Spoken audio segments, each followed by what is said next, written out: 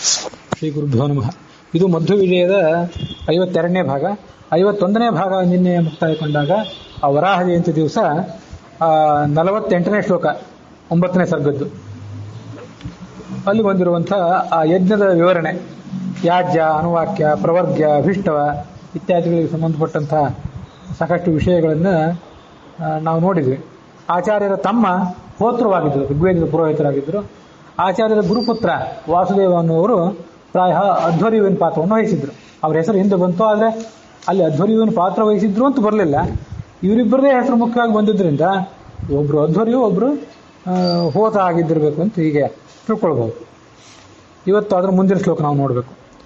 ಸಪ್ರಯುಜ್ಯ ನಿಶಿತಾ ನಿಶಾತಧೀಹಿ ವೈಶ್ವದೇವ ವರಶಸ್ತ್ರ ಸಂತತೀಹಿ ರಾಕ್ಷಸಾಸುರ ನಿರಾಸಕೃತ್ ಸುರಾನ್ ವೀರವರ್ಯ ಇವ ಭಾಗಮಾಪಯತ್.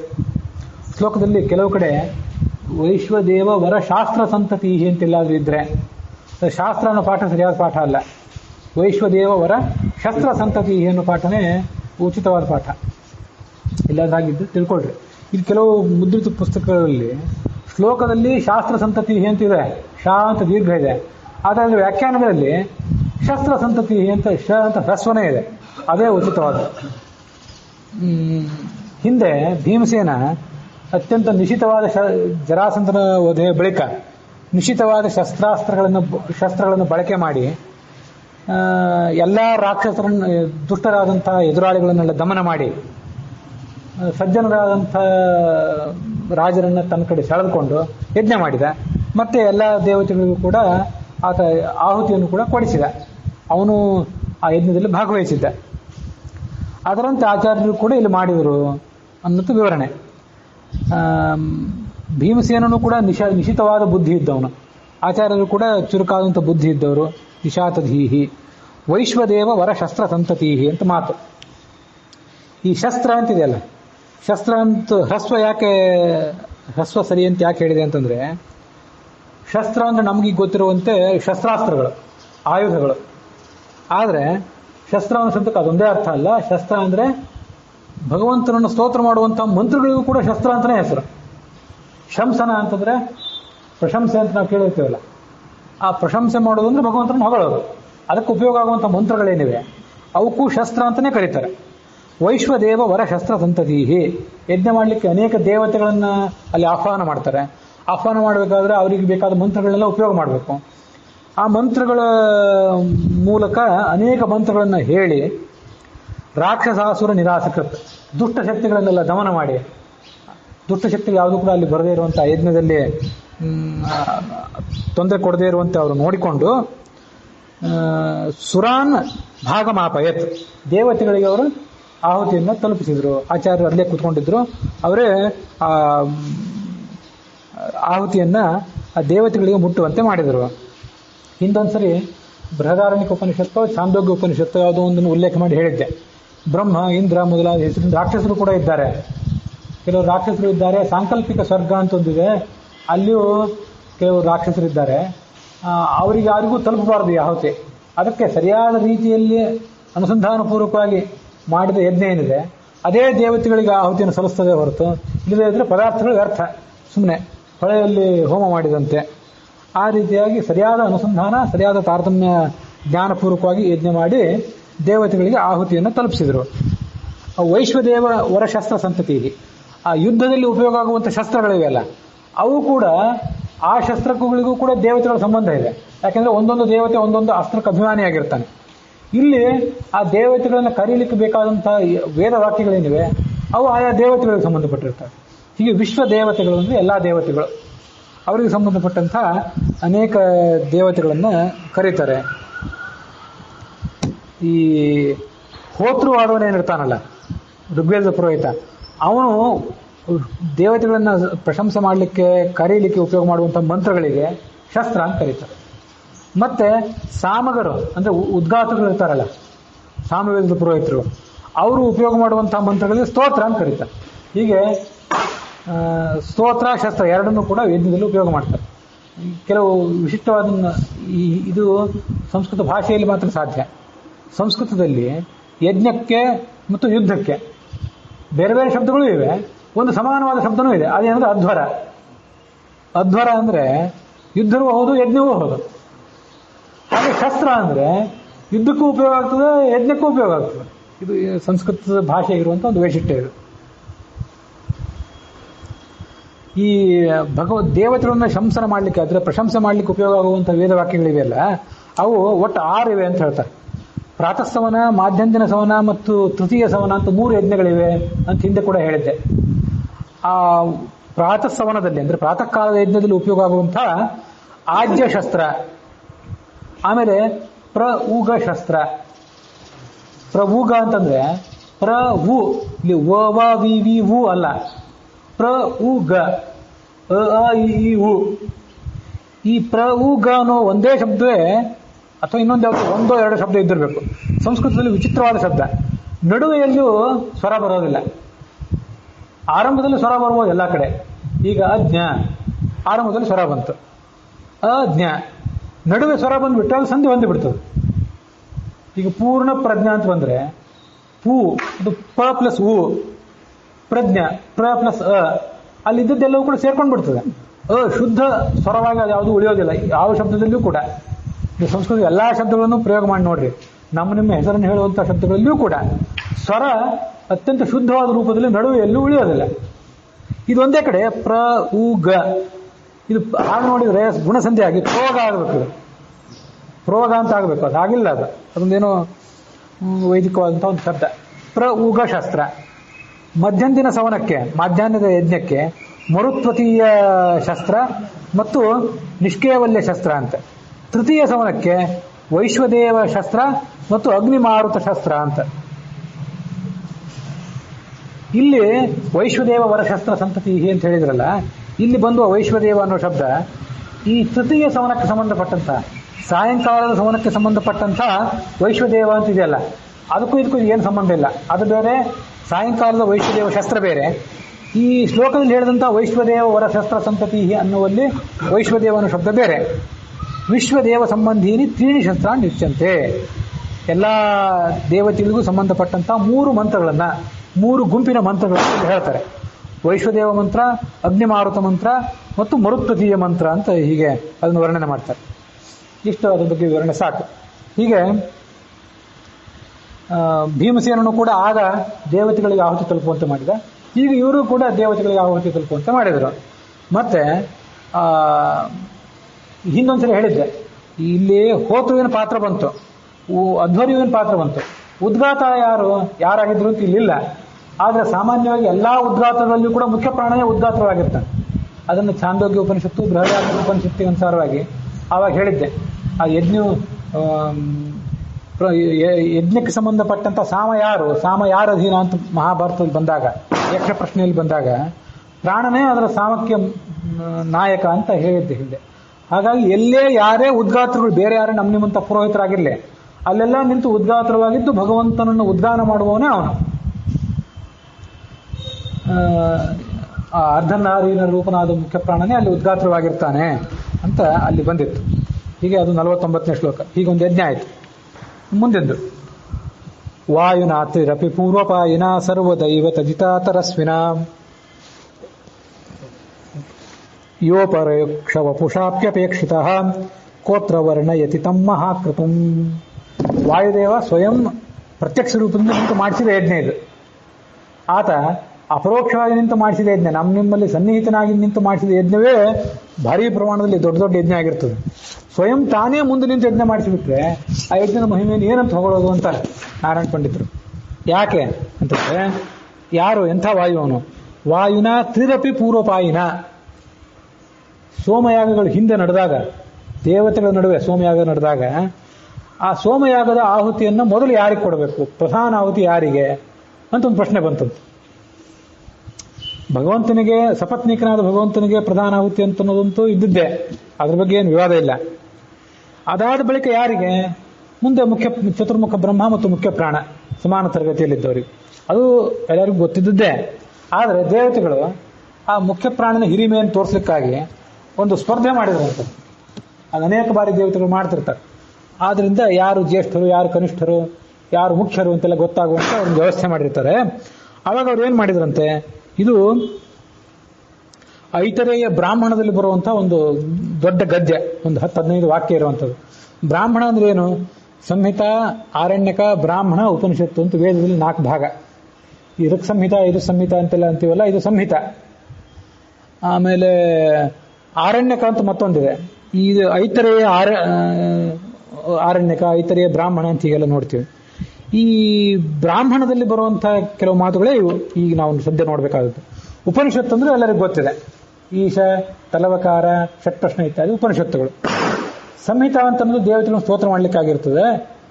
ಮತ್ತೆ ಬ್ರಾಹ್ಮಣ ಅಂತನ್ನೋದು ಯಜ್ಞ ಹೇಗೆ ಮಾಡಬೇಕು, ಯಜ್ಞದ ವಿಧಾನಗಳೇನು ತಿಳಿಸ್ಕೊಡ್ಲಿಕ್ಕಾಗಿ ಇರ್ತದೆ. ಆರಣ್ಯಕ ಅಂತನ್ನೋದು ನನಗಷ್ಟು ನೆನಪಿಲ್ಲ, ಇನ್ನೊಂದ್ಸರಿ ಯಾವಾಗ ಹೇಳ್ತೇನೆ. ಅಥವಾ ಒಂದು ಅರಣ್ಯದಲ್ಲಿ ಇದ್ದು ಆ ಭಗವಂತನ ಕುರಿತಾದ ವಿಶೇಷ ತತ್ವವನ್ನು ಚಿಂತನೆ ಮಾಡ್ಲಿಕ್ಕಾಗಿ ಇದು ಆರಣ್ಯಕ. ಉಪನಿಷತ್ತು ಅಂದ್ರೆ ಆರಣ್ಯಕ್ಕಿಂತ ಅತ್ಯಂತ ಅದು ವೇದಗಳ ಕೆನೆಯ ಪದರ ಇದ್ದಂತೆ. ಉಪನಿಷತ್ತು ಅಂತಂದ್ರೆ ಸಂಪೂರ್ಣ ಅಧ್ಯಾತ್ಮವನ್ನೇ ಒಳಗೊಂಡಿರ್ತದೆ ಅದು. ಹೊರತು ಅದರಲ್ಲಿ ಯಾವುದೇ ಯಜ್ಞದ ಬಗ್ಗೆ ಹೆಚ್ಚು ವಿವರಣೆ ಇರೋದಿಲ್ಲ. ಸ್ಥೂಲ ದೃಷ್ಟಿಗೆ ಇದೆಲ್ಲ. ಸೂಕ್ಷ್ಮ ದೃಷ್ಟಿಗೆ ಸಂಹಿತ, ಆರಣ್ಯಕ, ಬ್ರಾಹ್ಮಣ, ಉಪನಿಷತ್ತು ಎಲ್ಲವೂ ಕೂಡ ಭಗವತ್ ಪ್ರತಿಪಾದಕನೇ. ಸ್ಥೂಲ ದೃಷ್ಟಿಗೆ ಹೀಗಲ್ಲ. ಐತರೇಯ ಆರಣ್ಯಕದಲ್ಲಿ ಹೀಗೊಂದು ಕಡೆ ಬಂದಿದೆ. ಏನಾಯ್ತಂತೆ? ಸೋಮಪಾವನ ಯಾರಿಗೆ ಮೊದಲು? ನ ಸಮಪಾದಯನ್ ದೇವಾಹ ವೈ ಸೋಮಸ್ಯ ರಾಜ್ಞಃ ಅಗ್ರಪೇಯೇ ನ ಸಮಪಾದಯನ್. ಅಗ್ರಪೇಯ, ಅಗ್ರಭೋಜನ, ಅಗ್ರಪಾನ ಯಾರಿಗೆ ಮಾಡಬೇಕು ಅನ್ನೋದ್ರ ಬಗ್ಗೆ ನ ಸಮಪಾದಯನ್, ಅವರಿಗೆ ಸಮಾನ ಅಭಿಪ್ರಾಯ ಮೂಡಲಿಲ್ಲ. ಅಹಂ ಪ್ರಥಮ ಪಿವೇಯಂ, ಅಹಂ ಪ್ರಥಮ ಪಿವೇಯಂ ಇತ್ಯೇವ ಅಕಾಮಯಂತ. ಪ್ರತಿಯೊಬ್ಬರು ಕೂಡ ನನಗೆ ಮೊದಲು ಸೋಮಪಾನ ಆಗಬೇಕು, ಪ್ರತಿಯೊಬ್ಬರು ಹಾಗೆ ವಿವಾದ ಮಾಡ್ಲಿಕ್ಕೆ ಪ್ರಾರಂಭ ಮಾಡಿದರು. ಆಗ ಅವ್ರು ಹೇಳಿದ್ರಂತೆ, ಒಂದು ಕೆಲಸ ಮಾಡೋಣ, ಹೀಗೆ ಹೋರಾಟ ಮಾಡೋದಕ್ಕಿಂತ ಹಂತ ಅಜಿಮಯಾಮ ಸಯೋನ ಉದ್ದೇಶ್ಯತಿ ಸಹ ಪ್ರಥಮಂ ಸೋಮಸ್ಯ ಪಾಸಿತಿ. ಒಂದು ದೂರದಲ್ಲಿ ಒಂದು ಗುರಿಯನ್ನ ನೇಮಕ ಮಾಡೋಣ. ಆ ಗುರಿಯ ತನಕ ಓಡಬೇಕು.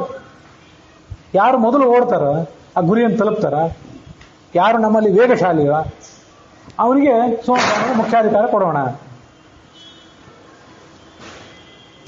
ತಥೇತಿ ತೇ ಆಜಿ ಮಯೂಹು.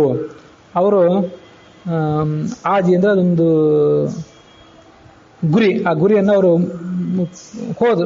ತಯಾರು ಮಾಡ್ತಾರೆ. ತೇಷಾಂ ಆಜಿಮ್ಯತಾಂ ಅಭಿಸೃಷ್ಟಾನಾಂ ವಾಯು ಮುಖಂ ಪ್ರಥಮ ಪ್ರತ್ಯಪದ್ಯತ. ಅವರಲ್ಲೆಲ್ಲರಲ್ಲೂ ಕೂಡ ವಾಯುವೇ ಮೊದಲಿಗನಾಗಿಬಿಟ್ಟ. ಇಲ್ಲಿ ಗುರಿ ಅಂದ್ರೆ ಏನು? ಒಂದು ಯಾವುದೊಂದು ದೊಡ್ಡ ಟ್ರ್ಯಾಕ್, ಆ ಟ್ರ್ಯಾಕ್ನಲ್ಲಿ ಒಂದು ಕಂಬ ಅಥವಾ ಒಂದು ವೃಕ್ಷ ಹಾಗಿರಬಹುದು. ಮುಖ್ಯವಾಗಿ ಗುರಿ ಅಂದ್ರೆ ಪ್ರಣವೋಧರ ಶರೋಶ್ಯಾತ್ಮ ಬ್ರಹ್ಮತಲ್ಲಕ್ಷ ಮುಚ್ಯತೆ ಅಂತ ಮುಂಡಕೋಪನಿಷತ್ತು, ಅಥರ್ವಣೋಪನಿಷತ್ತು. ಬ್ರಹ್ಮವೇ ಲಕ್ಷ್ಯ, ಅದನ್ನು ಮುಟ್ಟೋರಲ್ಲಿಯೂ ಅಗ್ರಗಣ್ಯ ಅವನೇ. ನೀವು ಇಲ್ಲಿ 1 ಕಿಲೋಮೀಟರ್, 2 ಕಿಲೋಮೀಟರ್, 100 ಮೀಟರು ಈ ರೇಸ್ನಲ್ಲೂ ಅವ್ನು ಕರ್ಕೊಂಡು ಬಂದ್ರೆ ಅವನೇ ಮೊದಲಿಗೆ. ಅದು ಸರಿ. ಆದ್ರಿಂದ ಅವನು ಮುಖ್ಯನಾದ. ಹೀಗೆ ಎಲ್ಲಾ ದೇವತೆಗಳನ್ನು ಅವನು ಮೀರಿಸಿದ. ಇದು ಎಷ್ಟು ಸರಿ? ಒಂದ್ ಸರಿ ಏನೋ ಆಕಸ್ಮಿಕವಾಗಿರ್ಬೋದು, ಇನ್ನೊಂದೆರಡು ಸರಿ ನೋಡೋಣ. 3 ಬಾರಿ ಈ ಸ್ಪರ್ಧೆ ನಡೀತು.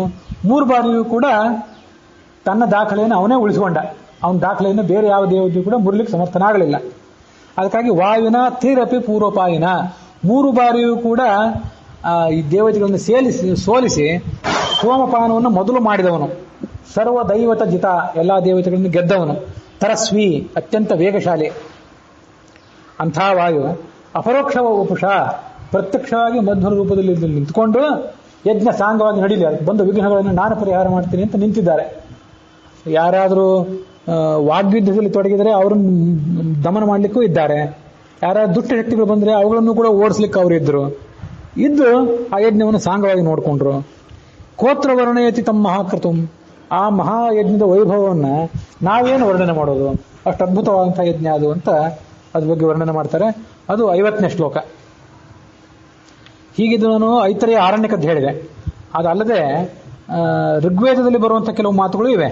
4ನೇ ಅಷ್ಟಕ ಅಥವಾ ಮಂಡಲ, ಹೀಗೆಲ್ಲೋ ಅಲ್ಲಿ ಬರುವಂತಹ ಕೆಲವು ಮಂತ್ರಗಳು ಕೂಡ ಇವೆ. ಇದನ್ನೆಲ್ಲ ನಾರಾಯಣ ಪಂಡಿತರು ಸ್ವಯಂ ತಮ್ಮ ಭಾವಪ್ರಕಾಶಿಕಾದಲ್ಲಿ ಆ ಮಂತ್ರಗಳನ್ನು ಉಲ್ಲೇಖ ಮಾಡಿದ್ದಾರೆ. ನಾವು ಮಂತ್ರಗಳ ಅರ್ಥ ಅಷ್ಟು ತಿಳ್ಕೊಂಡ್ಬಿಟ್ರೆ ಆಯ್ತು. ಅಗ್ರಂ ಪಿಬ ಮಧೂನಾಂ ಸುತಂ ವಾಯೋ ದಿವಿಷ್ಟಿಷು ತ್ವಂ ಹಿ ಪೂರ್ವಪ ಅಸಿ, ತ್ವಂ ಹಿ ಪೂರ್ವಪ ಅಸಿ ಅಂತ ಋಗ್ವೇದದ ಮತ್ತೊಂದು ಮಾತು. ಅಲ್ಲಿ ಇದಕ್ಕೆ ಇದು ಈ 7 ಋಕ್ಕುಗಳಿರುವಂತಹ ವಾಮದೇವ ಋಷಿ ಕಂಡುಕೊಂಡಂಥ ಮಂತ್ರ ಇದು. ಇಂದ್ರ ಮತ್ತು ವಾಯುಗಳು ಅದಕ್ಕೆ ದೇವತೆಗಳು. ಮುಖ್ಯವಾಗಿ ಮುಖ್ಯ ಪ್ರಾಣ ಮತ್ತು ಅವರೊಳಗಿರುವಂಥ ಭಗವಂತ ದೇವತೆ. ಗಾಯತ್ರಂ ಸೂಕ್ತಂ ಅಂತ ಕರೀತಾರೆ. ಬಹುಶಃ ಗಾಯತ್ರಿ ಛಂದಸ್ಸಿಂದ ಏನಾದರೂ ಇರಬಹುದೇನೋ, ಅದನ್ನು ನೋಡ್ಬೇಕಷ್ಟೆ. ಇರಲಿ. ಹೇ ವಾಯುದೇವರೇ, ದಿವಿಷ್ಟಿಷು ಸ್ವರ್ಗದ ಪ್ರಾಪ್ತಿಗಾಗಿ ಮಾಡುವಂಥ ಯಜ್ಞಗಳೇನಿವೆ ಅವುಗಳಲ್ಲಿ ಈ ಮಧೂನಾಂ ಅತ್ಯಂತ ಸುಮಧುರವಾದಂತಹ ಸೋಮರಸ ಏನಿದೆಯಲ್ಲ, ಆ ಸೋಮರಸವನ್ನ ಅಗ್ರಂ ಅತ್ಯಂತ ಮೊಟ್ಟ ಮೊದಲು ಪೂರ್ವಂ ಪಿಬ, ನೀನೇ ಅದನ್ನು ಪಾನ ಮಾಡು. ಅಗ್ರಂ ಪಿಬ, ನೀನು ಪಾನ ಮಾಡು ಬಾ. ಯಾಕೆಂದ್ರೆ ಯಾವಾಗಲೂ ಕೂಡ ನಿನಗೆ ಮುಖ್ಯವಾದ ಸ್ಥಾನ, ನಿನ್ನನ್ನು ಬಿಟ್ಟು ಬೇರೆ ಯಾರು ಏನು ಮಾಡುವಂತಿಲ್ಲ. ತ್ವಂಭಿ ಪೂರ್ವಪ, ನೀನು ಮೊದಲೇ ಪಾನ ಮಾಡುವವನಾಗಿದ್ದಿ ಅಂತ ಅದೊಂದು ಮಂತ್ರ. ಮತ್ತೊಂದು ಅದೇ ಋಗ್ವೇದದಲ್ಲಿ ಬರುವಂಥದ್ದು ವಸಿಷ್ಠರು ಕಂಡುಕೊಂಡಂಥ ಮಂತ್ರ, ತ್ರಿಷ್ಟು ಛಂದಸ್ಸಿನ ಮಂತ್ರ. ವಾಯು ಅದಕ್ಕೆ ದೇವತೆ, ಇದಕ್ಕೆ ವಾಯುವೇ ದೇವತೆ. ಇದು ಮೊದಲನೇ ಮಂತ್ರ. ಆ ವಾಯು ಭೂಷ ಶುಚಿಪ ಉಪಾನ ಸಹಸ್ರಂ ತೇ ನಿಯುತೋ ವಿಶ್ವವಾರ ಉಪೋತೆ ಅಂಧೋ ಮಧ್ಯ ಮಯಾಮಿ ಯಸ್ಯ ದೇವದಧಿಷೇ ಪೂರ್ವಪೇಯಂ. ಮತ್ತೊಂದು ಮಂತ್ರ. ಶುಚಿಪಾಹ, ಶುದ್ಧವಾದ ಸೋಮರಸವನ್ನು ಪಾನ ಮಾಡುವ ವಾಯುದೇವನೇ, ನಮ್ಮ ಸಮೀಪಕ್ಕೆ ಬಾ. ನಮ್ಮ ಸಮೀಪಕ್ಕೆ ಬಂದು ನಾವು ನಿತ್ಯ ಮಾಡುವಂಥ ಯಜ್ಞ ಇದೆಯಲ್ಲ, ವೈಶ್ವದೇವ ಉಪಾಸನ, ಅಗ್ನಿಹೋತ್ರ, ವಿವಾಹ ಹೋಮ, ಉಪನಯನದ ಹೋಮ ಎಲ್ಲ ಏನೇ ಇರಲಿ, ಆ ಯಜ್ಞದಲ್ಲಿ ನೀನು ಮುಖ್ಯನಾಗಿ ನಿಂತ್ಕೊಂಡು ಯಜ್ಞಕ್ಕೆ ಅಲಂಕಾರ ಬರುವಂತೆ ಮಾಡು. ಯಜ್ಞಕ್ಕೆ ನೀನೇ ಅಲಂಕಾರ ಪ್ರಾಯ.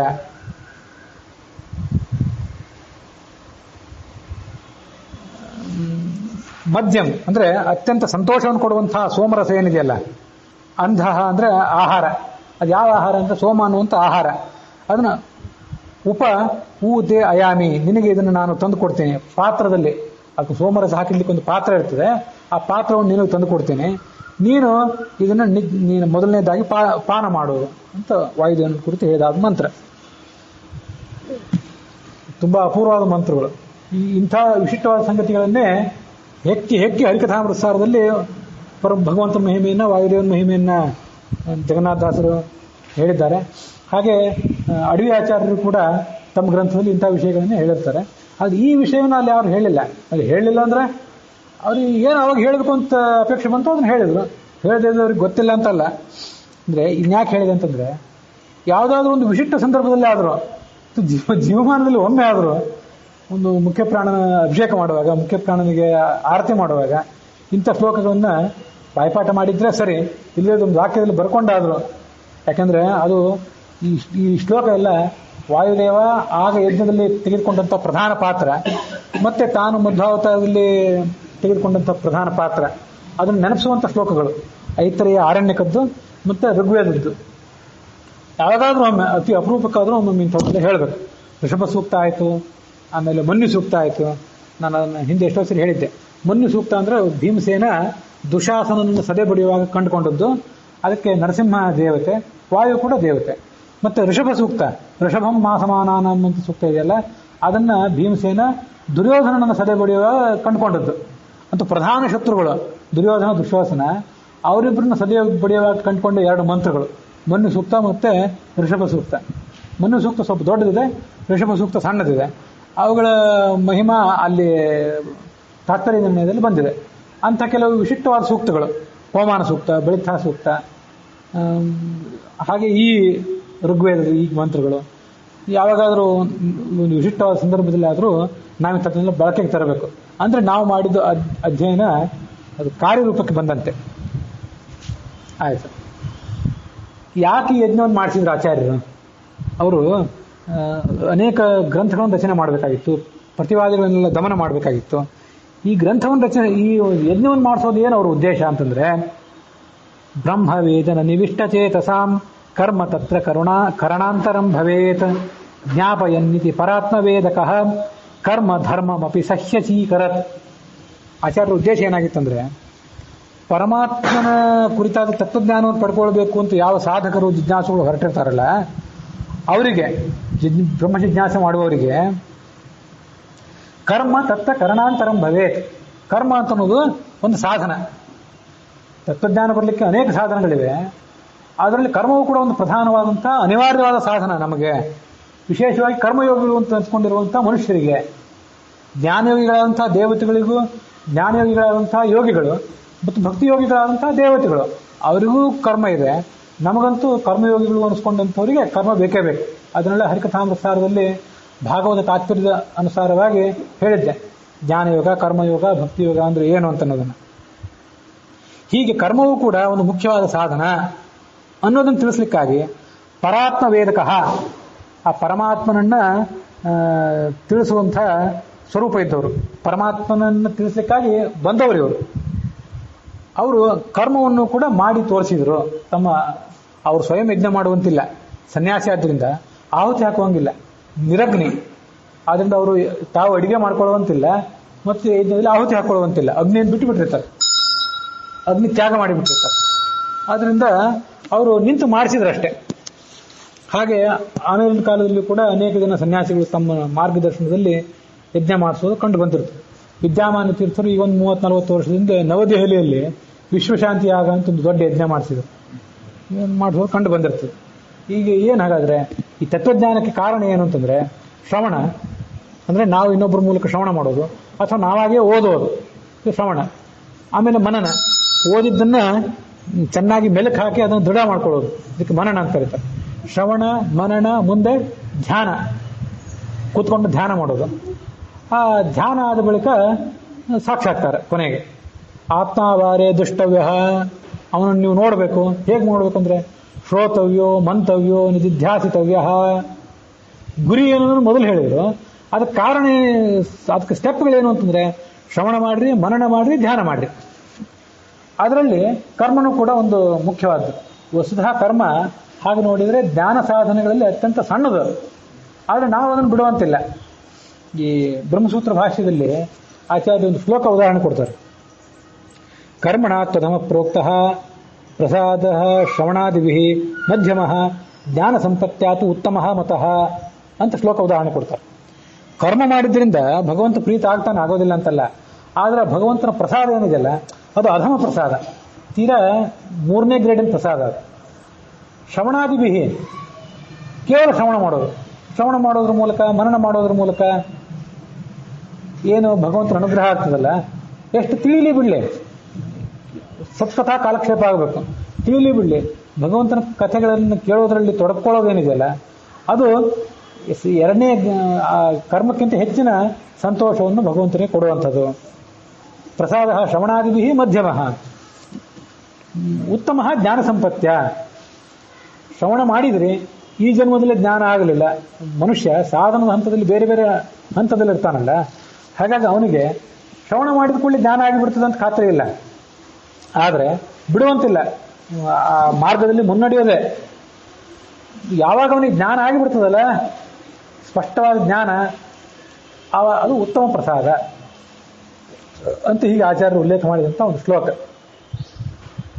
ಇಲ್ಲೇ ಸುಮ್ಮನೆ ಪ್ರಸಂಗ ಹೇಳ್ತಿದ್ದೆ. ಇತ್ತೀಚೆಗೆ ಒಂದು 1-2 ತಿಂಗಳಲ್ಲಿ ಧ್ಯಾನ ಮಾಡಬೇಕು ಅನ್ನೋದನ್ನು ಬಹಳ ಹೇಳಿದ್ದೆ ನಾನು. ಸ್ತ್ರೀಯರು ಧ್ಯಾನ ಮಾಡಬೇಕು, ಪುರುಷರು ಧ್ಯಾನ ಮಾಡಬೇಕು, ಅದರಿಂದ ಉಪಯೋಗ ಬಹಳ ಇದೆ ಅಂತೆಲ್ಲ ಹೇಳ್ತಿದ್ದೆ. ಈ ನಮ್ಮಲ್ಲಿ ಮಾಧ್ವ ವೇದಾಂತದ ವಿದ್ವಾಂಸರಲ್ಲೇ ಒಂದು ಸಣ್ಣ ಭಿನ್ನಾಭಿಪ್ರಾಯ ಇದೆ. ಅಂತಿಮ ಸಾಕ್ಷಾತ್ಕಾರ ಅಂತಿದೆಯಲ್ಲ, ಭಗವಂತನ ಸಾಕ್ಷಾತ್ಕಾರ, ಆ ಸಾಕ್ಷಾತ್ಕಾರ ಆಗಬೇಕಾದ್ರೆ ಧ್ಯಾನ ಏನಿದೆಯಲ್ಲ, ಧ್ಯಾನವನ್ನು ಮಾಡಲೇಬೇಕು ಅಂತ ಏನಿಲ್ಲ. ಶ್ರವಣ ಮಾಡಬೇಕು, ಮನನ ಮಾಡಬೇಕು, ಚೆನ್ನಾಗಿ ಶಾಸ್ತ್ರ ಶ್ರವಣ ಮಾಡಬೇಕು ಇನ್ನೊಬ್ಬರ ಮೂಲಕ, ಆಮೇಲೆ ನಾವು ಕೂಡ ಓದಬೇಕು. ಇದು ಶ್ರವಣ ಆಯಿತು. ಆ ಓದಿದ್ದು ಸರಿಯೋ ಹೋಗೋದಿಲ್ಲ ಅನ್ನೋದು ಚೆನ್ನಾಗಿ ಮೆಲುಕು ಹಾಕಬೇಕು, ಚಿಂತನೆ ಮಾಡಬೇಕು. ಇದು 2ನೇದಾಯಿತು. 3ನೇ ಹಂತದಲ್ಲಿ ಧ್ಯಾನ ಅಂತ ಬಂತಲ್ಲ, ಕೂತ್ಕೊಂಡು ಧ್ಯಾನ ಮಾಡಬೇಕು, ನಿಶ್ಚಲನಾಗಿ ಕೂತ್ಕೊಂಡು ಅಖಂಡವಾದ ಏಕಾಗ್ರತೆಯಿಂದ. ಮೊದಲು ಅಂತಹ ಏಕಾಗ್ರತೆ ನಮಗೆ ಸಾಧ್ಯ ಆಗದೇ ಇರ್ಬೋದು, ಪ್ರಯತ್ನ ಪಡ್ತಾ ಹೋಗಬೇಕು. ಆ ಧ್ಯಾನವೂ ಕೂಡ ಕಡ್ಡಾಯ ಅಂತ ಕೆಲವು ವಿದ್ವಾಂಸರು ಅಭಿಪ್ರಾಯ ಪಡ್ತಾರೆ. ಧ್ಯಾನ ಏನು ಅತ್ಯಂತ ಕಡ್ಡಾಯ ಅಲ್ಲ, ಶಾಸ್ತ್ರವನ್ನು ಓದ್ತಾ ಆ ಶಾಸ್ತ್ರದಲ್ಲೇ ಒಂದು ಅಗಾಧವಾದ ತಲ್ಲೀನತೆ ಬಂದರೆ ಅದು ಒಮ್ಮೆಲೆ ಸಾಕ್ಷಾತ್ಕಾರಕ್ಕೆ ಕಾರಣ ಆಗ್ತದೆ ಅಂತ ಇನ್ನು ಕೆಲವರು ಅಭಿಪ್ರಾಯ ಪಡ್ತಾರೆ. ತಂತ್ರಸಾರದಲ್ಲಿ ಆ ಥರದ ಶ್ಲೋಕ ಇದೆ, ಆ ಶ್ಲೋಕ ನನಗೆ ಈಗ ನೆನಪಿಗೆ ಬರ್ತಿಲ್ಲ. ಅದಕ್ಕೆ ಈ ಥರ ಭಿನ್ನವಾಗಿ ವ್ಯಾಖ್ಯಾನ ಮಾಡ್ತಾರೆ. ಅದೇನೇ ಇರಲಿ, ಆ ವ್ಯಾಖ್ಯಾನದ ಭಿನ್ನಾಭಿಪ್ರಾಯ ಅದೇನೇ ಇರಲಿ, ಅಥವಾ ಸತತಂ ಶಾಸ್ತ್ರ ವಿಮರ್ಶೆಯೇನ ತುವಾ ಅಂತ ತಂತ್ರಸಾರದ ವಾಕ್ಯ. ಸತತವಾದ ಶಾಸ್ತ್ರ ವಿಮರ್ಶೆಯಿಂದಲೂ ಕೂಡ ಭಗವತ್ ಸಾಕ್ಷಾತ್ಕಾರ ಆಗಬಹುದು ಅಂತ ಕೆಲವರ ಮತ. ಎಷ್ಟು ಶಾಸ್ತ್ರ ವಿಮರ್ಶೆ ಮಾಡಿದ್ರು, ಎಷ್ಟು ಓದಿದ್ರೂ ಕೂಡ ಅದು ಬರೋದಲ್ಲ, ಧ್ಯಾನವೇ ಮಾಡಬೇಕು ಅಂತ ಇನ್ನೊಂದು ಮತ. ಅಂತೂ ಈ ಒಂದು ಭಿನ್ನಾಭಿಪ್ರಾಯ ಇದೆ. ಭಿನ್ನಾಭಿಪ್ರಾಯ ಆ ಕಡೆ ಇರಲಿ, ಇದ್ರ ಬಗ್ಗೆ ಸ್ಪಷ್ಟವಾದ ತೀರ್ಮಾನ ಕೊಡುವಷ್ಟು ಜ್ಞಾನ ಅನುಭವ ನನಗಿದೆ ಅಂತ ನನಗೇನು ಭರವಸೆ ಇಲ್ಲ. ಆದರೆ ಧ್ಯಾನ ಮಾಡೋದು ಉಚಿತ ಅಂತ, ಹೆಚ್ಚು ಒಂದು ಪ್ರಭಾವಕಾರಿಯಾದಂಥ ಮಾಧ್ಯಮ ಅಂತ ಮಾತ್ರ ಈ ಸಂದರ್ಭದಲ್ಲಿ. ಯಾಕೆಂದರೆ ತತ್ವಜ್ಞಾನಕ್ಕೆ ಏನು ಕಾರಣ ಅಂತ ಈಗ ನಾವು ನೋಡ್ತಿರೋ ಪ್ರಸಂಗ ಇದು. ಅದಕ್ಕಾಗಿ ಈಗ ಅದನ್ನು ಹೇಳಬೇಕು ಅಂತ ನನಗನ್ಸಿತ್ತು. ಹಾಗೆ ನೋಡಿದರೆ ಶಾಸ್ತ್ರ ಮನನದಿಂದಲೇ ಚೆನ್ನಾಗಿ ಶಾಸ್ತ್ರಾಧ್ಯಯನವನ್ನು ತಲ್ಲೀನವಾದ ಮನಸ್ಸಿನಿಂದ ಮಾಡ್ತಾ ಹೋದ್ರೇ ತತ್ವಜ್ಞಾನ ಆಗ್ತದೆ ಅಂತ ಏನು ಹೇಳ್ತಾರಲ್ಲ, ಪ್ರತಿಯೊಬ್ಬರು ಅವರು ಕೂಡ ಸ್ವಲ್ಪ ಅಲ್ಲ ಸ್ವಲ್ಪ ಧ್ಯಾನ ಮಾಡೇ ಮಾಡ್ತಾರೆ. 10 ಗಾಯತ್ರಿ ಆದರೂ ಬೆಳಿಗ್ಗೆ ಮಾಡ್ತೀರಿ, 10 ಗಾಯತ್ರಿ ಮಧ್ಯಾಹ್ನ ಮಾಡ್ತೀರಿ, 10 ಗಾಯತ್ರಿ ಸಾಯಂಕಾಲ ಮಾಡ್ತೀರಿ. 10 ಗಾಯತ್ರಿ ಅಂದರೆ ಅದು ಕೂಡ ಒಂದು ಧ್ಯಾನನೇ ಅಲ್ಲ. 30 ಅಷ್ಟಾಕ್ಷರ ಅಂದ್ರೆ ಅದೊಂದು ಧ್ಯಾನವೇ. ಇಷ್ಟು ಮಿನಿಮಮ್ ಧ್ಯಾನವನ್ನು ಪ್ರತಿಯೊಬ್ಬ ವಿದ್ವಾಂಸನೂ ಕೂಡ, ಎಲ್ಲರೂ ಕೂಡ ಮಾಡಲೇಬೇಕು, ಮಾಡ್ತಾರೆ. ಇದೊಂದು ಧ್ಯಾನನೇ ಅಲ್ಲ ಇದು. ಇಷ್ಟು ಧ್ಯಾನವನ್ನು ಎಲ್ಲರೂ ಕೂಡ ಮಾಡ್ತಾರೆ. ಒಂದು ಕನಿಷ್ಠ ಒಂದು ದಿವಸಕ್ಕೆ ಒಂದು 5, 10, 15 ನಿಮಿಷದ ಧ್ಯಾನವನ್ನಾದರೂ ಮಾಡ್ರಿ ಅಂತ ನಾನು ಅದು ಹೇಳ್ತಾ ಬಂದಿದ್ದೆ. ಅದಕ್ಕೆಲ್ಲ ಏನು ಕಾರಣ ಅಂತಂದರೆ, ಈಗಿನ ಕಾಲದ ತಲ್ಲಣಗಳು, ಇನ್ನು ಕೌಟುಂಬಿಕ ತಲ್ಲಣಗಳು, ಮಾನಸಿಕ ತಲ್ಲಣಗಳು ಇವೆಲ್ಲ ಏನಿವೆ, ಆ ಮನುಷ್ಯನನ್ನು ಬಹಳ ಮಾನಸಿಕವಾಗಿ ಘಾಸಿಗೊಳಿಸ್ತವೆ. ಅದಕ್ಕಾಗಿ ನೀವೆಷ್ಟು ನಮ್ಮ ಮುಂದೆ ಕೂತ್ಕೊಂಡು ಪ್ರವಚನ ಕೇಳಿದರು, ಅದು ಮತ್ತೇನೇ ಹಾಡು ಹಾಡಿದರು, ಮತ್ತು ಅಡುಗೆ ಮಾಡೋದು, ದೇವ್ರ ಪೂಜೆ ಮಾಡೋದು ಇತ್ಯಾದಿ ಇವೆಲ್ಲ ಕರ್ಮಗಳು ಅಂತ ಕರ್ಸ್ಕೊತಾರೆ. ಸಂಧ್ಯಾ ವಂದನೆ, ದೇವ್ರ ಪೂಜೆ ಇವೆಲ್ಲ ಕರ್ಮ ಅಂತ ಕರ್ಸ್ಕೊತಾರೆ. ವೈಶ್ವದೇವ, ಉಪಾಸನ, ಬಲಿಹರಣ, ಬ್ರಹ್ಮಯಜ್ಞ ಎಲ್ಲ ಕರ್ಮ ಇವು. ಇವೆಷ್ಟು ಮಾಡಿದರೂ ಕೂಡ ಮನಸ್ಸಿಗೆ ಶಾಂತಿ ಕೊಡುವಂಥ ಸಾಧನ ಅಂತಂದರೆ ಧ್ಯಾನ. ಆ ಧ್ಯಾನ ಮಾಡಬೇಕು ಅನ್ನೋದು ಕಡ್ಡಾಯ ಹೌದೋ ಇಲ್ಲೋ ಅನ್ನೋದು ಒಂದು ದೊಡ್ಡವರು ತೀರ್ಮಾನ ಮಾಡಲಿ. ನಾವು ಅದನ್ನು ಅಳವಡಿಸ್ಕೊಂಡ್ರೆ ಪ್ರತಿಯೊಬ್ಬರು ಕೂಡ ಅದನ್ನ ಒಂದು ಲಾಭ ಅಂತೂ ಇದೆ, ಅದ್ಭುತವಾದ ಲಾಭ ಅಂತೂ ಇದೆ. ಮನಸ್ಸಿನ ಏಕಾಗ್ರತೆ ಮತ್ತು ಮನಸ್ಸಿಗೆ ದೊರೆಯುವಂಥ ಒಂದು ಶಾಂತಿ, ಅದನ್ನು ಹೆಂಗಸರು ಕೂಡ ಪ್ರಯತ್ನಪೂರ್ವಕವಾಗಿ ಅಭ್ಯಾಸ ಮಾಡಬೇಕು. ಅದರಲ್ಲೂ ಪ್ರಾಣಾಯಾಮ ಪೂರ್ವಕವಾಗಿ ಧ್ಯಾನ ಮಾಡ್ತಾ ಹೋಗ್ರಿ. ಪ್ರಾಣಾಯಾಮ ಅಂತಂದರೆ ಕುಂಭಕ ಪೂರಕ ಅನ್ನುವಂಥ ಪ್ರಾಣಾಯಾಮ ಇದೆಯಲ್ಲ, ಅದನ್ನ ಎಲ್ಲರಿಗೂ ಹೇಳೋದಿಲ್ಲ. ಅದು ಬಹಳ ಕಷ್ಟಕರವಾದ ವಿಧಾನ. ಅದು ಬೇಡ. ಸುಮ್ಮನೆ ಈ ಕಪಾಲಭಾತಿ ಮತ್ತು ಅನುಲೋಮ ವಿಲೋಮ ಪ್ರಾಣಾಯಾಮ, ಒಂದು ಕಡೆ ತೊಗೊಳ್ಳೋದು, ಒಂದು ಕಡೆ ಇನ್ನೊಂದು ಕಡೆ ಬಿಡೋದು, ಮತ್ತೆ ತೊಗೊಳ್ಳೋದು, ಮತ್ತೆ ಬಿಡೋದು, ಇದಕ್ಕೆ ಅನುಲೋಮ ವಿಲೋಮ ಅಂತೇಳಿ. ಪೂರಕ ಕುಂಭಕ ಯಾಕೆ ಬೇಡ ಅಂತ ಹೇಳಿದೆ ಅಂತಂದರೆ, ಅದು ಎಲ್ಲರಿಗೂ ಅಳವಡಿಸ್ಕೊಳ್ಳಿಕ್ಕೆ ಸಾಧ್ಯ ಆಗೋದಿಲ್ಲ. ಪೂರಕ ಕುಂಭಕದ ಅನುಪಾತಗಳನ್ನು ಮೇಂಟೈನ್ ಮಾಡ್ಲಿಕ್ಕೆ ಆಗೋದಿಲ್ಲ. ಅದಕ್ಕಾಗಿ ಅದಕ್ಕೆ ಕೈ ಹಾಕಿ ತ್ರಾಸ ಪಡಬೇಡ್ರಿ. ಅದು ಮೂಲವ್ಯಾಧಿ ಇಂಥದ್ದು ಭಯಂಕರ ಸಮಸ್ಯೆಗಳಿಗೂ ಕಾರಣ ಆಗ್ಬೋದು, ಸರಿಯಾಗಿ ವಾಯುವನ್ನು ಬಂಧನ ಮಾಡದೆ ಹೋದರೆ. ಅದಕ್ಕಾಗಿ ಕಪಾಲಭಾತಿ, ಅನುಲೋಮ ವಿಲೋಮ ಇದನ್ನು ಮಾಡ್ತಾ ಹೋದರೆ, ಒಂದು 15 ನಿಮಿಷ ಕಪಾಲಭಾತಿ, 15 ನಿಮಿಷ ಅನುಲೋಮ ವಿಲೋಮ ಮಾಡಿದರೆ ಅದು ಆರೋಗ್ಯವಂತನಾದ ಮನುಷ್ಯನ ಆರೋಗ್ಯವನ್ನು ಮೇಂಟೈನ್ ಮಾಡಲಿಕ್ಕೆ ಪ್ರಧಾನ ಸಾಧನ ಅಂತ ಈಗ ಅದನ್ನು ಪ್ರಚಾರ ಮಾಡುವಂಥವರೆಲ್ಲ ಹೇಳ್ತಾರೆ. ನಿಮಗೆಲ್ಲ ಗೊತ್ತಿದ್ದೇ ಅದು. ಇದನ್ನ ಯಾಕೆ ಮಾಡಿರಿ ಅಂತ ಹೇಳಿದೆ ಅಂತಂದರೆ, ಶರೀರದ ತೂಕ ಕಡಿಮೆ ಮಾಡ್ತದೆ, ಮತ್ತು ರಕ್ತದ ಒತ್ತಡ, ಡಯಾಬಿಟಿಸ್ನಂಥ ರೋಗಗಳನ್ನು ಹತೋಟಿಯಲ್ಲಿಡ್ತದೆ, ಮತ್ತು ಮುಖ್ಯವಾಗಿ ಮನಸ್ಸಿಗೆ ಶಾಂತಿ. ನಾನು ಬಹಳಷ್ಟು ಆಲೋಚನೆ ಮಾಡಿ ಇದನ್ನು ಹೇಳ್ತಿದ್ದೀನಿ. ಎಷ್ಟೋ ಜನ ಗಂಡಸರು, ಎಷ್ಟೋ ಜನ ಹೆಂಗಸರು ಬಹಳ ಕಷ್ಟಪಟ್ಟು ಮೈಲಿಗೆ, ಆಚರಣೆ, ದೈನಂದಿನ ಕಾರ್ಯಗಳಲ್ಲಿ ತೊಡಗಿರ್ತಾರೆ. ಆದರೆ ತುಂಬ ಡಿಸ್ಟರ್ಬೆನ್ಸ್ ಅನುಭವಿಸ್ತಿರ್ತಾರೆ. ಸಮತೋಲನ, ಮಾನಸಿಕ ಸಮತೋಲನದ ಕೊರತೆ, ಅಶಾಂತಿ ಇದರಿಂದ ನರಳ್ತಿರ್ತಾರೆ. ಅದಕ್ಕಾಗಿ ಧ್ಯಾನವನ್ನು ಕಡ್ಡಾಯವಾಗಿ ಇಟ್ಕೊಳ್ರಿ. ಶಾಸ್ತ್ರ ದೃಷ್ಟಿಯಿಂದ ಕಡ್ಡಾಯ ಹೌದು ಅಲ್ಲೋ ಅದು ವಿಷಯ ಬೇರೆ. ಧ್ಯಾನವನ್ನು ಮಾಡ್ರಿ ಅಂತ ನಾನು ಹೇಳೋದು ಈ ದೃಷ್ಟಿಯಿಂದಾಗಿ. ಒಂದು ಯಾವುದಾದ್ರೂ ಪ್ರಾಣಾಯಾಮವನ್ನು ಮಾಡ್ತಾ ಧ್ಯಾನವನ್ನು ಮಾಡಿರಿ. ಇಲ್ಲದೇ ಏನೂ ಬೇಡ. ಸ್ವಚ್ಛವಾಗಿ ಸುಖಾಸನ, ಇದು ನಾವು ಕೂತದ್ದು, ಬೆನ್ನು ನೆಟ್ಟಗಿರಲಿ, ಇದು ಕೂಡ ಒಂದು ಪ್ರಾಣಾಯಾಮವೇ. ಯಾವ ಕಪಾಲಭಾತಿಯೂ ಬೇಡ, ಅನುಲೋಮ ವಿಲೋಮವೂ ಬೇಡ. ಉಸಿರನ್ನು ದೀರ್ಘವಾಗಿ ತಗೊಳ್ರಿ, ಹೊರಗೆ ಬಿಡ್ರಿ. ಇದು ಒಂದು ಸರಿಯಾಗಿ ಉಸಿರಾಡಿದ್ರೆ ಅದೇ ಒಂದು ಪ್ರಾಣಾಯಾಮ. ನಮಗೆಲ್ಲ ಬೇಕಾಬಿಟ್ಟಿನೇ ಉಸಿರಾಡ್ತಿರ್ತೀವಿ ನಾವು. ಸರಿಯಾಗಿ ಉಸಿರಾಡಿದರೆ ಅದೇ ಒಂದು ಪ್ರಾಣಾಯಾಮ. ಅಷ್ಟರ ಮೂಲಕವೇ ಹೇಗೆ ಧ್ಯಾನ ಮಾಡಬೇಕು, ಮುಖ್ಯ ಪ್ರಾಣದಿಂದ ಹೇಗೆ ಧ್ಯಾನ ಮಾಡಬೇಕು, ಭಗವಂತನ ಹೇಗೆ ಧ್ಯಾನ ಮಾಡಬೇಕು ಅನ್ನೋದ್ರ ಬಗ್ಗೆ ನಾನೀಗ ಇಲ್ಲಿ ತನಕ ಬೇಕಾದಷ್ಟು ಹೇಳ್ತಾ ಹೋದೆ. ಈ ಮುಖ್ಯ ಪ್ರಾಣ ಆ ಸೋಮಪಾನವನ್ನು ಮಾಡಿದ್ದು, ಆಮೇಲೆ ಅಲ್ಲಿ ಭೀಮನ ವರ್ಣನೆ ಬಂದಿತ್ತು, ಮತ್ತು ಹನುಮಂತನ ವರ್ಣನೆ ಬಂದಿತ್ತು. ಮನಸ್ಸಿಗೆ ಧೈರ್ಯ ಬರಲಿಕ್ಕಾಗಿ ಹನುಮಂತ ತಾನು ವಿಶ್ವರೂಪವನ್ನು ತೋರಿಸಿದ್ದು ಆ ಭೀಮಸೇನಿಗೆ, ನರಸಿಂಹನ ಒಂದು ರೂಪ, ಕೃಷ್ಣ ಕೊಳಲು ಊದುವಂಥ ರೂಪ ಇತ್ಯಾದಿಗಳ ಬಗ್ಗೆ ಹಿಂದೆ ಬೇಕಾದಷ್ಟು ಹೇಳಿದ್ದೆ. ಇಂಥ ಸಾಮಗ್ರಿಗಳು, ಶಾಸ್ತ್ರದಲ್ಲಿ ಬಂದಿರುವಂಥ ಸಾಮಗ್ರಿಗಳೇನಿವೆ ಅವನ್ನೆಲ್ಲ ಆ ಧ್ಯಾನದಲ್ಲಿ ಉಪಯೋಗ ಮಾಡ್ಕೊಳ್ಬೇಕು. ಇದರಿಂದ ಒಂದು ಮ್ಯಾಜಿಕಲ್ ಇನ್ಫ್ಲೂಯೆನ್ಸ್, ಗಮನಾರ್ಹವಾದಂಥ ಪ್ರಭಾವವನ್ನು ನಾವು ಕಾಣಲಿಕ್ಕೆ ಸಾಧ್ಯ ಇದೆ. ಕಡ್ಡಾಯ ಹೌದೋ ಇಲ್ಲೋ ಅದನ್ನು ತೀರ್ಮಾನ ಮಾಡಲಿಕ್ಕೆ ನನ್ಗಿಂತ ಅನುಭವಿಗಳು, ಜ್ಞಾನಿಗಳಾದ ವಿದ್ವಾಂಸರಿದ್ದಾರೆ, ಅವ್ರು ಮಾಡ್ಕೊಳ್ಳಿ. ಕಡ್ಡಾಯ ಹೌದೋ ಇಲ್ಲೋ ಅನ್ನೋದನ್ನು ತಲೆ ಕೆಡಿಸ್ಕೊಳ್ಳದೆ ನಮ್ಮ ಉಪಯೋಗಕ್ಕಾಗಿ ನಾವು ಮಾಡೋದು ಅಯೋಗ್ಯ. ಇದೆಲ್ಲ ಯಾಕೆ ಬಂತು ಅಂದರೆ, ಕರ್ಮ ತತ್ವ ಕರಣಾಂತರಂ ಭವೇತ್. ಜ್ಞಾನಕ್ಕಾಗಿ ಏನು ಮುಖ್ಯವಾದ ಸಾಧನಗಳು ಅಂದರೆ ಶ್ರವಣ, ಮನನ, ಧ್ಯಾನ. ಅದಕ್ಕೆ ಮೂಲಭೂತವಾಗಿ ಕರ್ಮ, ಮನುಷ್ಯ ಮಾಡುವಂಥ ಕರ್ಮಗಳು. ಇಷ್ಟಕ್ಕಾಗಿ ಅವರು ಆ ಕರ್ಮಗಳನ್ನು ಮಾಡಿಸಿದರು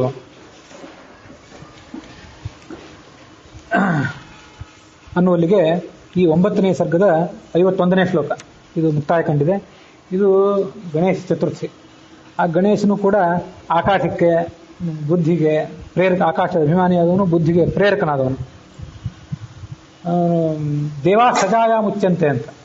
ಗಣೇಶ ಬ್ರಹ್ಮಚಾರಿ ಅಲ್ಲ, ಎಷ್ಟೋ ಜನ ಹಂಗೆ ತಿಳ್ಕೊಂಡಿದ್ದಾರೆ. ರಾಶಿ ವಿದ್ಯೆಯ ಬಲ್ಲ ರಮಣೀಯ ಹಂಬಲವಿಲ್ಲ ಅಂದ್ರೆ ಬ್ರಹ್ಮಚಾರಿ ಅಲ್ಲ ಅವನು, ಗೃಹಸ್ಥನೇ. ದೇವಾ ಸಜಾಯ ಮುಚ್ಚಂತೆ. ಪ್ರತಿಯೊಬ್ಬ ದೇವತೆಗಳು ಕೂಡ ಸಪತ್ನಿಕರಾಗೇ ಸಾಧನೆ ಮಾಡಿ ಸಪತ್ನಿಕರಾಗೇ ಮುಕ್ತಿಗೆ ಹೋಗ್ತಾರೆ. ಆ ಗಣೇಶ ಮೊದಲಾದ ದೇವತೆಗಳು ಸಪತ್ನಿಕರಾಗಿ ಏನು ಸಾಧನೆ ಮಾಡ್ತಾರೆ, ಆ ಗೃಹಸ್ಥ ಧರ್ಮದ ಸಾಧನೆ ಅಂತನ್ನೋದು, ಗೃಹಸ್ಥ ಧರ್ಮದ ಆಚರಣೆ ಅಂತನ್ನೋದು ಅಧ್ಯಾತ್ಮಕ್ಕೆ ಯಾವುದೇ ರೀತಿಯಲ್ಲಿ ಬಾಧಕ ಅಲ್ಲ. ಅದಕ್ಕಾಗಿ ಆ ಗಣೇಶನ ಅಂತರ್ಯಾಮಿಯಾಗಿರ್ತಕ್ಕಂಥ 3 ಬಾರಿ ಸೋಮಪಾನ ಮಾಡಿದಂಥ ಮುಖ್ಯವಾಗಿ ಏನಿದ್ದಾನೆ ಅವನ ಅಂತರ್ಯಾಮಿಯಾಗಿರ್ತಕ್ಕಂಥ ವಿಶ್ವಂಭರ ರೂಪಿ ಭಗವಂತ ಅಂತ ಹೇಳ್ತಾರೆ. ಅವನಿಗೆ 19 ಮುಖ, ನಡುವಿನ ಮುಖ ಆನೆಯ ಮುಖ, ಆ ಕಡೆ ಈ ಕಡೆ 9 ಮನುಷ್ಯನ ಮುಖ, 9 ಮನುಷ್ಯನ ಮುಖ ಆ ಕಡೆ ಈ ಕಡೆ, ನಡುವೆ ಗಜಮುಖ. ಇಂಥ ಒಂದು ರೂಪ ಭಗವಂತನ ರೂಪ. ಅದನ್ನೇ ವಿಶ್ವಂ ವಿಷ್ಣುರು ವಶಕ್ಕಾರ ಅಂತ ಮೊದಲನೇ ರೂಪ ಅದು. ಆ ಮೊದಲನೇ ರೂಪವನ್ನು ಉಪಾಸನೆ ಮಾಡಿದ್ರಿಂದ ಅವನಿಗೆ ಮೊದಲೊಂದು ನಿನಗೆ ಗಣನಾಯಕ ಅಂತ ಅವನಿಗೆ ಪೂಜಾ. ಹೀಗೆ ಅಂಥ ಭಗವಂತನಿಗೆ ಇದು ಅರ್ಪಿತ ಆಗಲಿ ಅನ್ನುವಲ್ಲಿಗೆ ಇವತ್ತಿನ ಈ ಭಾಗ ಸಮಾಪ್ತಿಯನ್ನು ಕಂಡಿದೆ.